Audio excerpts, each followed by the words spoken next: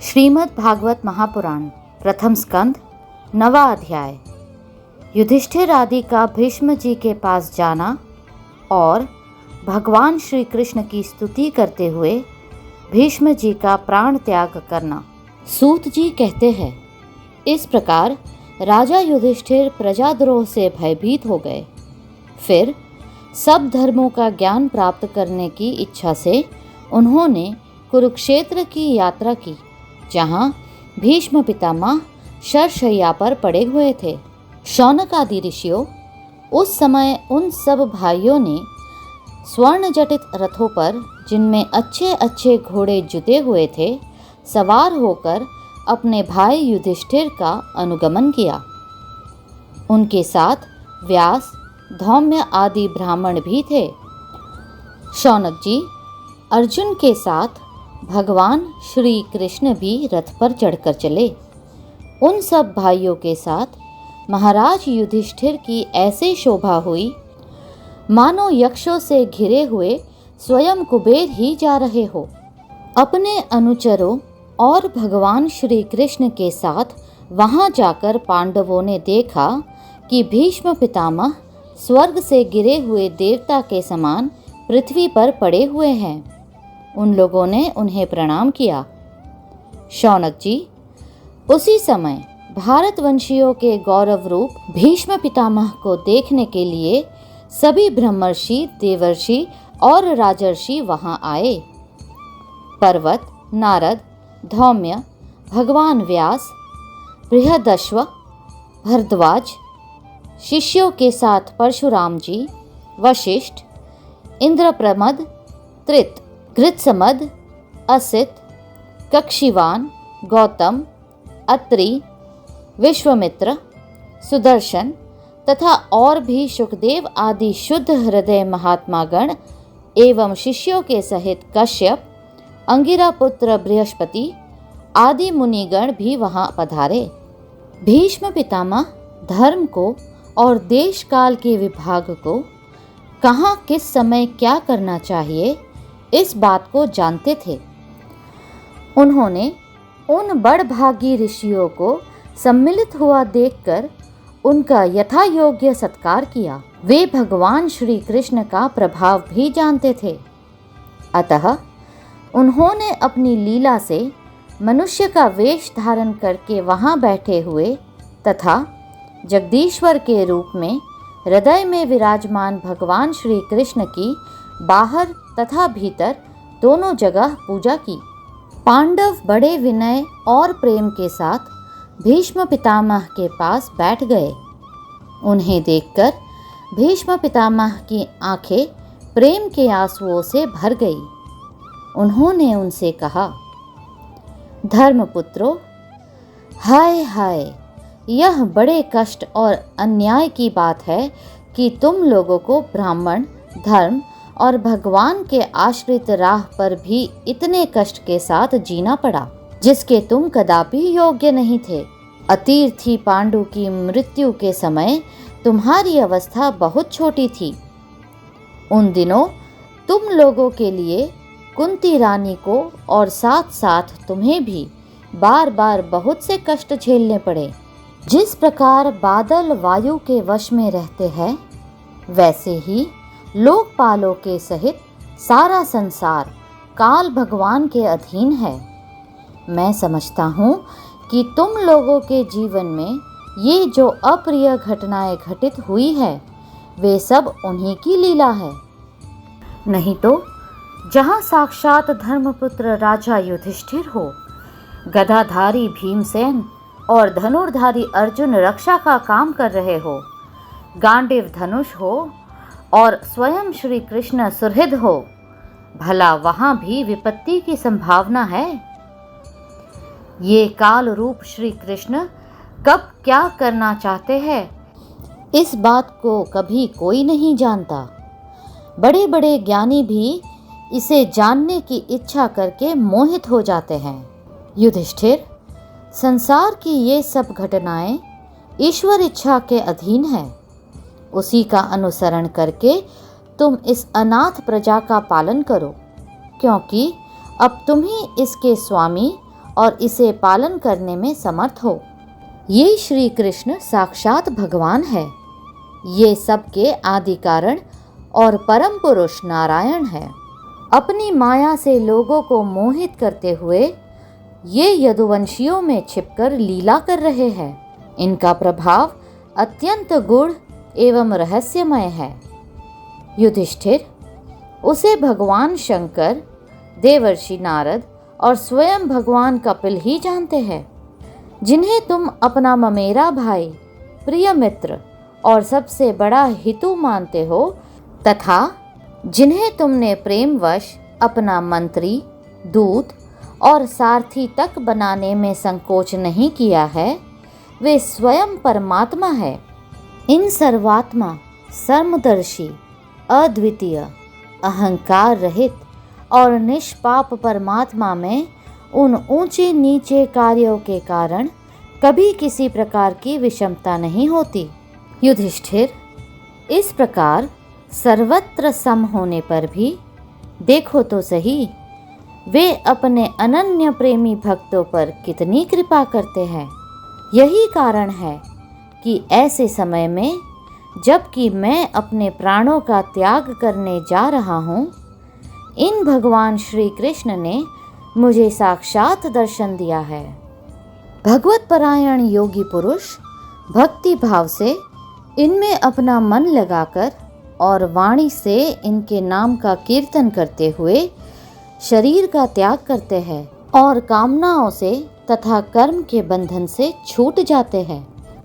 वे ही देव देव भगवान अपने प्रसन्न हस्त और रक्त कमल के समान अरुण नेत्रों से उल्लसित मुख वाले चतुर्भुज रूप से, जिसका और लोगों को केवल ध्यान में ही दर्शन होता है, तब तक यहीं स्थित रहकर प्रतीक्षा करे, जब तक मैं इस शरीर का त्याग न कर दूं। सूत जी कहते हैं, युधिष्ठिर ने उनकी यह बात सुनकर शरशय्या पर सोए हुए भीष्म पितामह से बहुत से ऋषियों के सामने ही नाना प्रकार के धर्मों के संबंध में अनेकों रहस्य पूछे।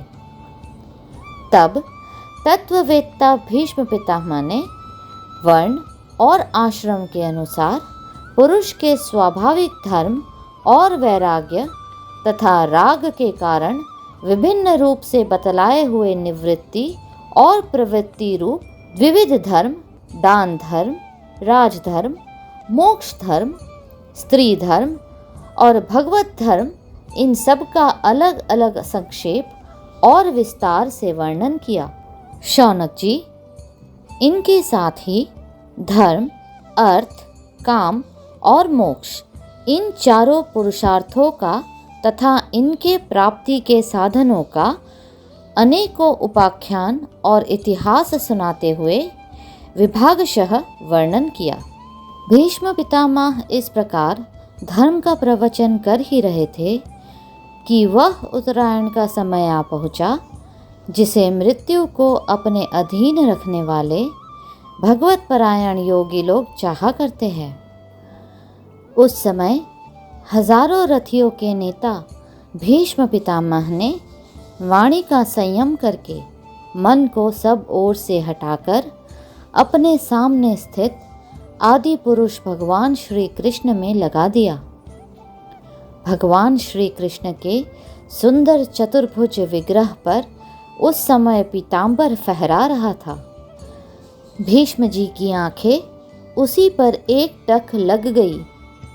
उनको शस्त्रों की चोट से जो पीड़ा हो रही थी, वह तो भगवान के दर्शन मात्र से ही तुरंत दूर हो गई तथा भगवान की विशुद्ध धारणा से उनके जो कुछ अशुभ शेष थे, वे सभी नष्ट हो गए।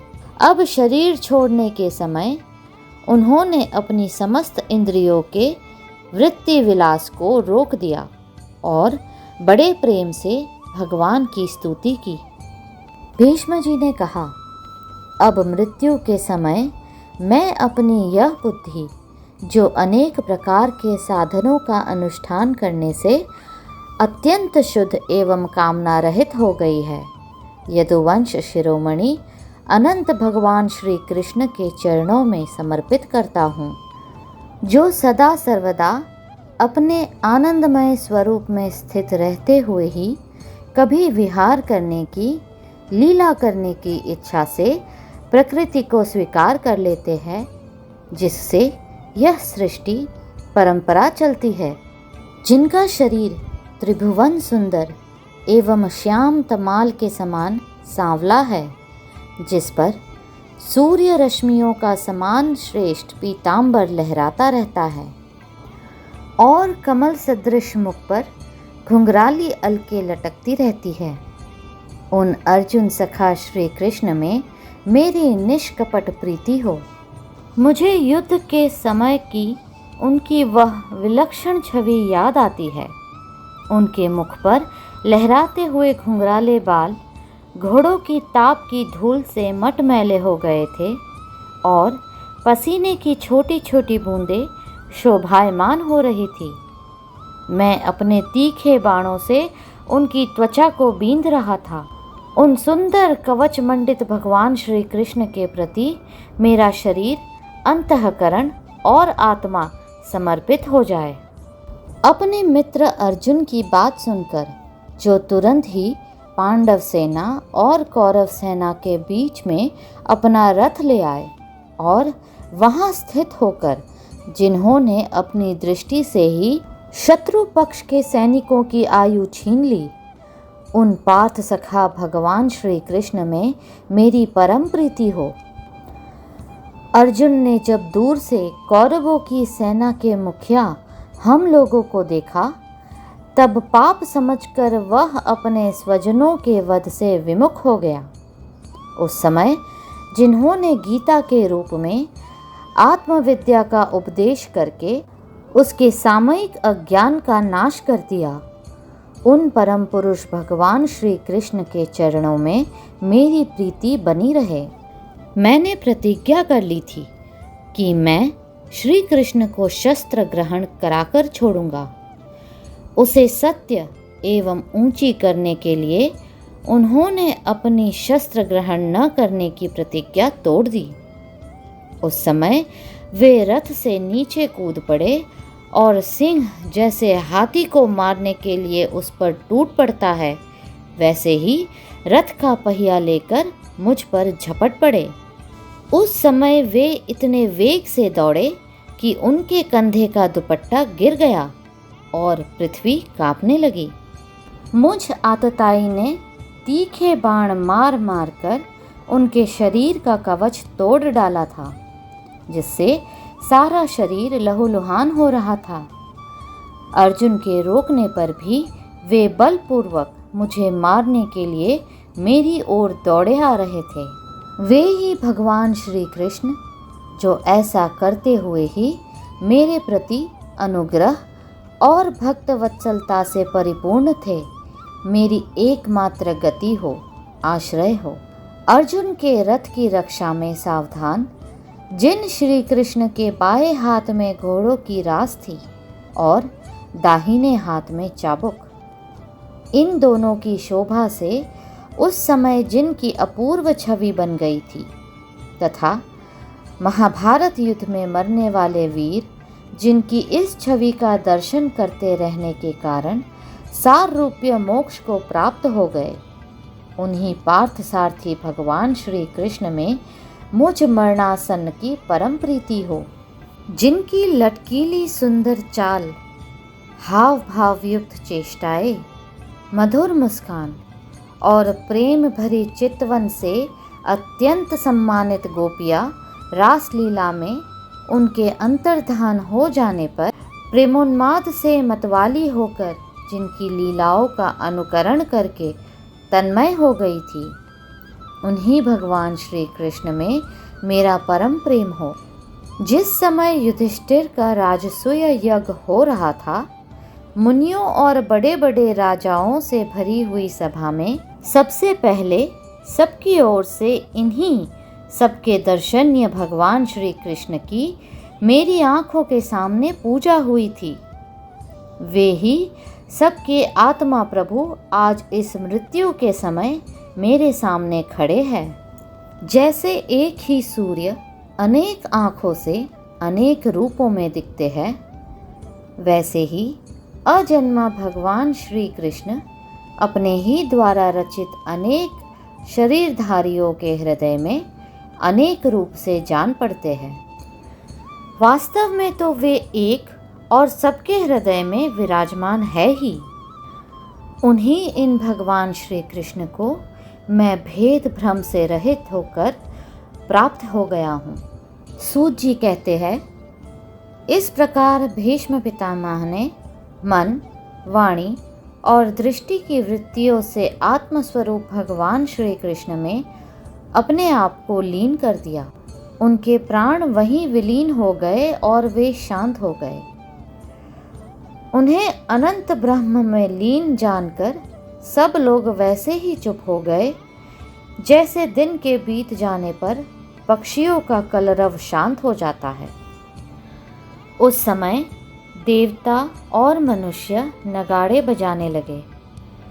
साधु स्वभाव के राजा उनकी प्रशंसा करने लगे और आकाश से पुष्पों की वर्षा होने लगी।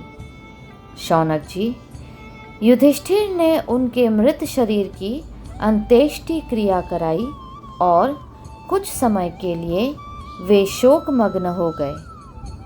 उस समय मुनियों ने बड़े आनंद से भगवान श्री कृष्ण की उनके रहस्यमय नाम ले लेकर स्तुति की। इसके पश्चात अपने हृदयों को श्री कृष्णमय बनाकर वे अपने अपने आश्रमों को लौट गए। तदनंतर भगवान श्री कृष्ण के साथ युधिष्ठिर हस्तिनापुर चले आए और उन्होंने वहाँ अपने चाचा धृतराष्ट्र और तपस्विनी गांधारी को ढाढ़स बंधाया। फिर धृतराष्ट्र की आज्ञा और भगवान श्री कृष्ण की अनुमति से समर्थ राजा युधिष्ठिर अपने वंश परंपरागत साम्राज्य का धर्मपूर्वक शासन करने लगे।